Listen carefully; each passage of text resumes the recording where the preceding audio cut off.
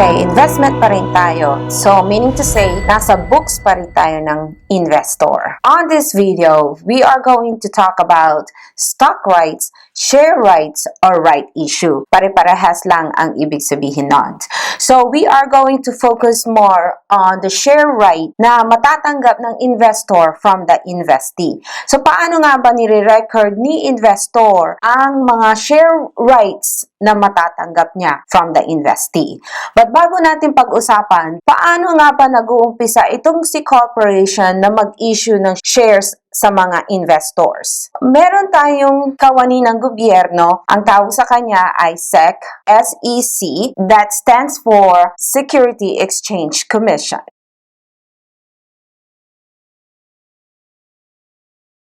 Alright, si SEC ay parte ng ating government. Anong ginagawa ni SEC? Ni Security Exchange Commissions when it comes to shares. Siya ang nagre-regulate ng mga shares of stock na ini-issue ng mga corporations sa bansa natin. Hindi pwedeng si corporations ay mag-i-issue na lang ng shares of stock na unlimited. Merong nagre-regulate kung ilang number of shares ang dapat lang niyang i-issue sa publiko or sa market.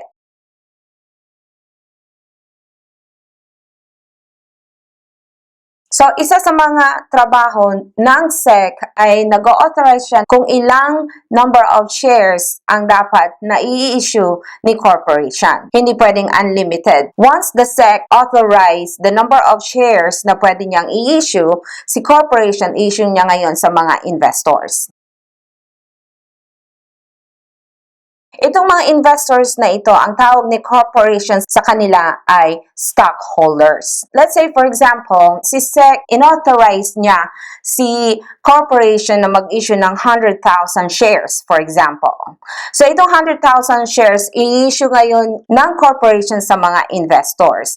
Yung nakuha niyang pera from issuing those shares of stock, ginagamit niya yan sa operation ng business. Yun ang capital na ginagamit ng corporations in the operation of the business. So kapag naubos na ang 100,000 shares na inauthorize ni SEC sa kanya at kailangan pa niya ng more capital para sa corporation's business, ang gagawin ni corporations, pupunta siya ulit sa SEC at hihingi siya ng authorizations for more shares of stock na pwede niyang i-issue. So dito nag-uumpisa ang corporations na mag-issue ng shares of stock. Para maintindihan natin ang ating stock rights and share rights, i-illustrate ko siya ng ganito. So ganito ko siya i-illustrate sa'yo para mas maiintindihan natin itong tinatawag na stock right or share rights. So, let's say, for example, si corporation na authorize ni Security Exchange Commission ng 100,000 shares of stock. Then, na-issue na niya lahat ng 100,000 shares of stock at kailangan pa niya ng mas maraming capital dahil lumalaki na ang kanyang corporations.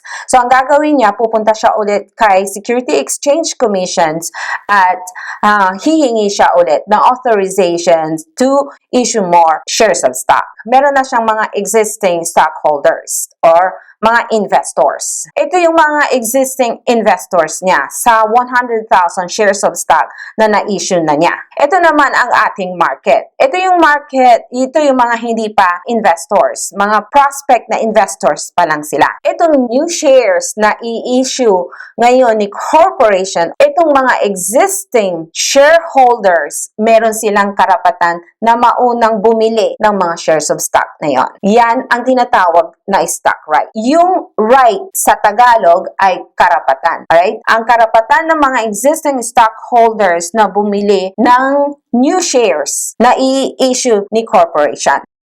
So kapag hindi bumili ng new shares itong mga existing stockholders, and that's the time itong hindi nabili or hindi na-issue ni corporation, i-offer niya ngayon sa public. So sa market, sila ang second. At ang price na ino-offer ng corporation sa mga existing stockholders, ang tawag mo sa price na ino-offer ng corporation sa mga existing stockholders ay subscription price. Ang tawag mo naman sa presyo or price na ino-offer ng corporation sa market ay market price. And usually, this subscription price is less than the market price. So, mas mataas ang offer ni corporation sa market kesa sa mga existing stockholders. The existing stockholders are entitled to purchase new shares at a lower price. So usually, itong subscription price is less than the market price. So yan ang karapatan or rights ng mga stockholders. Ang tawag mo dyan ay stock rights. Sila ang nauunang bumibili kapag mayroong bagong shares na i-issue si corporation. Alright? Bago niya mai-offer ito sa market, binibigyan niya ng chance itong mga existing stockholders na bumili ng bagong shares. So ano ba ang mga concept na dapat nating tatandaan sa stock rights or share rights na ito? Unang concept ng share right na dapat mong tatandaan ay one share is equivalent to one share right. So, anong ibig sabihin nun? Kung si investor, meron siyang 5,000 shares, for example, ang kanyang rights ay 5,000 din. So, we have a 5,000 shares, we also have a 5,000 share rights. Ang proof ng stockholders or ng investor na meron siyang share rights ay share warrants. Alright? Yan ang proof na meron siyang share rights para mabili niya ng mas mababa sa market price dahil sa kanyang share warrants. And usually, the new share is lower than the market price. What is the purpose of the stock rights or share rights?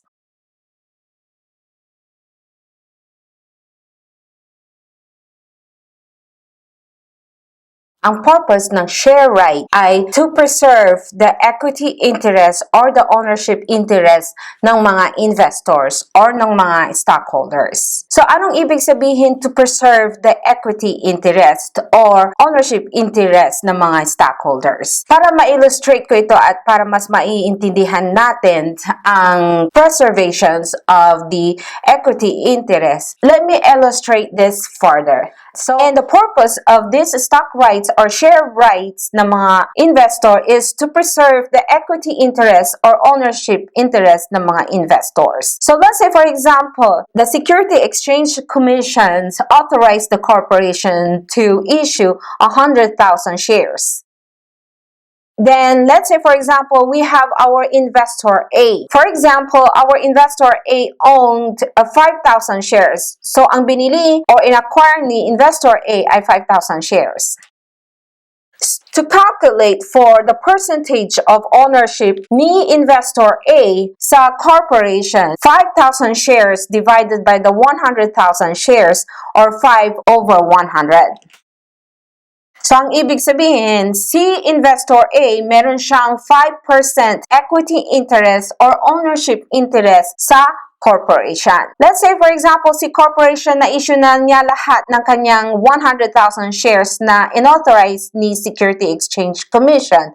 But then, kailangan pa niya ng mas malaking capital to expand the business of the corporation. So, bumalik siya kay Security Exchange Commission and let's say, for example, na-authorize siya ulit mag-issue ng new shares na 20,000. And we all know that for every share na hawak-hawak ng mga investor, meron silang isang share right or stock rights. So, kung si investor A, meron siyang 5,000 shares, ang ibig sabihin, meron din siyang 5,000 share rights. Ang bagong shares ay 20,000 shares to preserve the equity interest ni investor A. Sa bawat 5 stock rights, pwede siyang bumili ng isang share. So, si investor A, meron siyang karapatang bumili ng isang bagong share by exercising 5 stock rights. Kung meron siyang 5,000 stock rights, meron siyang right na bumili ng 1,000 new shares. So, kung in-exercise ngayon ni investor A ang kanyang 5,000 stock rights, ibig sabihin, bumili siya ng 1,000 new shares. The total number of shares na ni investor A ay 6,000 shares na. At ang number of shares na na-issue na ni corporation this time is 120,000 shares. If you going to calculate for the percentage of ownership interest ni investor A or yung equity interest niya. Ang calculation this time is 6 over 120. Which is still equal to the 5%. So, na-preserve niya ang kanyang ownership interest by exercising the stock rights na bumili ng panibagong share sa mas mababang halaga. So, ano ang mangyayari kapag hindi niya na-exercise ang kanyang rights na bumili ng bagong shares? Ganito ang mangyayari.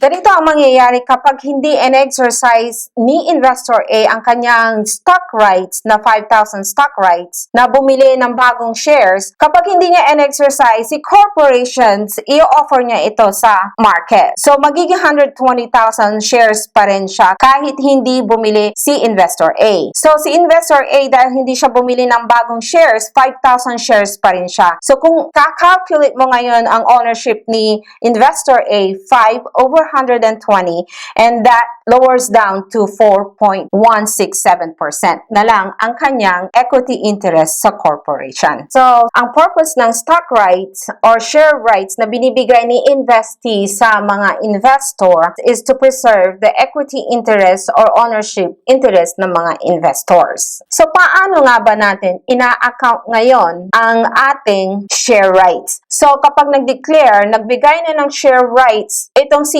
investee with the proof of a share warrant, paano nire-record ngayon ni investor ang kanyang share rights? Ganito yan. There are two ways to account for these share rights. The share right is accounted for separately and not accounted for separately.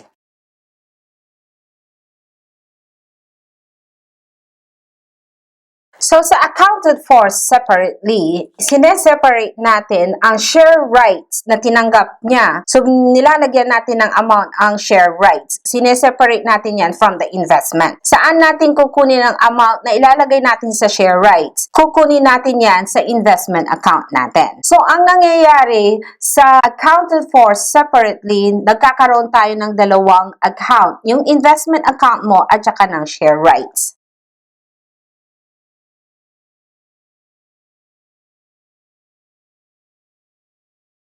Dito sa accounted for separately, so sineseparate natin ang amount ng share right at nagkakaroon tayo ng account na share rights from the investment account. Doon natin kukunin. So, kung titingnan mo itong pizza natin, meron siyang slice na nakaseparate. Yan po yung share rights natin. So, ganito po ang gagawin natin later on. And we will discuss this sa isang practice questions na ipipresent ko sa'yo. Dito naman sa way not accounted for separately. Ang ibig sabihin, hindi natin hinihiwalay ang amount ng share rights dito sa method na ito. Therefore, ang investment account mo ay buo pa rin.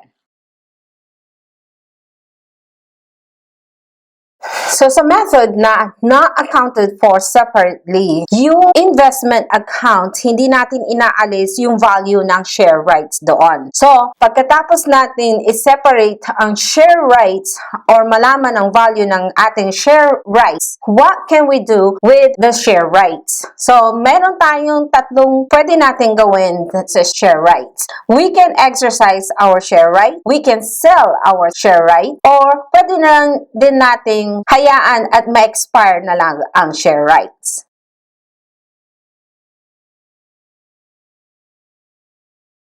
So, tatlo ang pwede natin gawin sa ating share rights na tinanggap natin from the investee.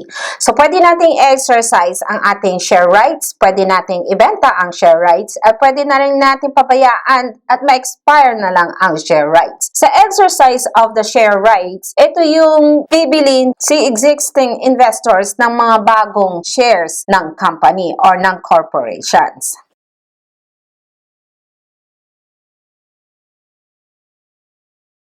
exercise of the share rights, that means the investor will buy new shares with the stock rights or the share rights at a lower price than the market value. Ine-exercise niya ang kanyang rights para bumili ng additional shares para ma-maintain niya or ma-preserve niya ang kanyang equity interest. Pwede naman natin ibenta ang ating stock rights or share rights. So, kung ibinenta mo ang iyong stock rights or share rights sa isang tao or sa isang company, yung company na yon na bumili ng iyong share rights, siya ang may entitled bumili ng panibagong shares at a lower price. Pwede rin naman nating hayaan na lang na mag-expire ang ating share rights. So, ang ibig sabihin, meron palang expiration itong ating share rights. Siyempre, si corporation, hindi niya hihintayin forever itong si investor kung kailan siya bibili ng additional shares. So, ang ibig sabihin ng expiration of the stock rights, yung rights mo becomes worthless. Hindi mo na siya ito magagamit. Ito po ang ating stock rights, right issue, or share rights. Mayroon tayong dalawang ways na i-record itong ating share rights na tinanggap natin from the investee. Pwede natin i-account ito separately.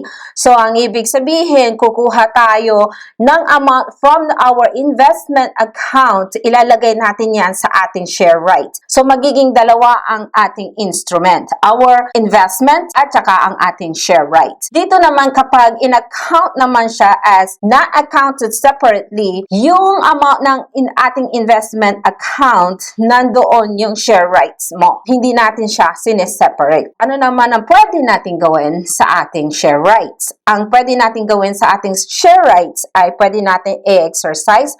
That means bibili ang investor ng panibagong shares or new shares at a lower price than the market value. Pwede naman niyang ibenta ang kanyang stock rights or share rights. Yung napagbentahan niya ng share rights, siya ang may karapatang bumili ng additional shares of stock at a lower price. At pwede rin naman natin hayaan na lang siyang mag-expire. Kapag nag-expire na siya, worthless na po ang ating stock rights or share rights.